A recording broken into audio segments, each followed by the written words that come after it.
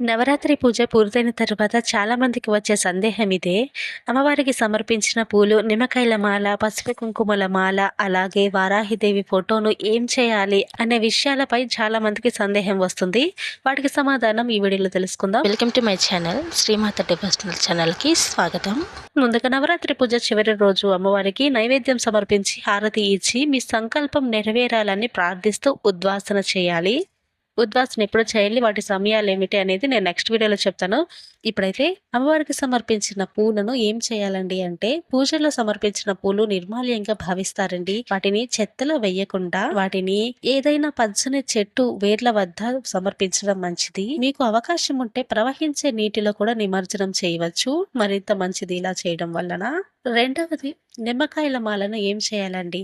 నిమ్మకాయల మాలలు తాజాగా ఉన్నంత వరకు పూజలో ఉంచవచ్చండి. అవి పాడైతే కొత్త మాలలు మార్చడం మంచిది. 3 రోజులకు ఒకసారి కానీ లేదా రోజు మార్చి రోజు కానీ నిమ్మకాయల మాలను మార్చవచ్చు. అయితే ఆ నిమ్మకాయల మాలను ఏం చేయాలండి అంటే, నవరాత్రి పూజ పూర్తయిన తరువాత నిమ్మకాయల మాలను గౌరవంగా తీసి పవిత్రమైన అంటే పచ్చని చెట్టు వేర్ల వద్ద ఉంచండి. ఎవరి తొక్కని చోట వేయండి. అవి బాగున్నాయి అనుకుంటే వాటిని ఇంటి గుమ్మానికి కానీ ఇంటి బయట కానీ కట్టుకోండి. దీని వలన దృష్టి దోష నివారణ జరుగుతుంది. బయట నుంచి వచ్చే చెడు శక్తులు ఇంట్లోకి రాకుండా ఆ నిమ్మకాయలు అడ్డుకుంటాయి. ఇంకా మీరు వాహనాలకు కూడా ఆ నిమ్మకాయ మాలను కట్టుకోవచ్చు. నిమ్మకాయల మాల పాడైనట్లు అనిపిస్తే మీరు వాటిని పారే నీటిలో వదిలేయండి. గుర్తుంచుకోండి, అమ్మవారి పూజలో ఉపయోగించిన నిమ్మకాయలు చాలా శక్తి కలిగి ఉంటాయి. వాటిని ఎవరైనా తొక్కే చోట కానీ చెత్తలో కానీ అస్సలు వెయ్యకండి. మూడవది, పసుపు కొమ్ముల మాల. అమ్మవారికి పూజలో పసుపు కొమ్ముల మాల వేసామండి. ఈ పసుపు కొమ్ముల మాలను ఏం చేయాలి? పసుపు ఎంతో మంగళప్రదమైనదండి. పూజ పూర్తయిన తర్వాత పసుపు కొమ్ముల మాలలోని ఆ పసుపు కొమ్ములను దంచి మంగళసూత్రానికి రాయవచ్చు. మంగళకరమైన పూజల్లో ఉపయోగించవచ్చు. పూజల్లో దేవుళ్ళకి ఆసనాలు పీటలు వేస్తుంటాం కదండి. పూజా పీటలని అలంకరించడానికి, పూజల్లో పూజా సామాగ్రి అలంకరించడానికి, తులసి మొక్కను తులసి కోటను అలంకరించడానికి ఈ పసుపును ఉపయోగించవచ్చు. కాళ్ళకి మాత్రం రాయకూడదండి. ఇంకా కుంకుమ, అమ్మవారి పక్కన పసుపు కుంకుమ పెడుతుంటాము, అలాగే కుంకుమార్చన చేస్తుంటాం కదండి. వాటిని ఏం చేయాలండి అంటే, పూజలో ఉపయోగించిన కుంకుమను ప్రసాదంగా భావించి ఇంట్లోని వారంతా కూడా ధరించవచ్చు. మిగిలిన కుంకుమను పూజా మందిరంలోనే భద్రంగా ఉంచుకోవచ్చు.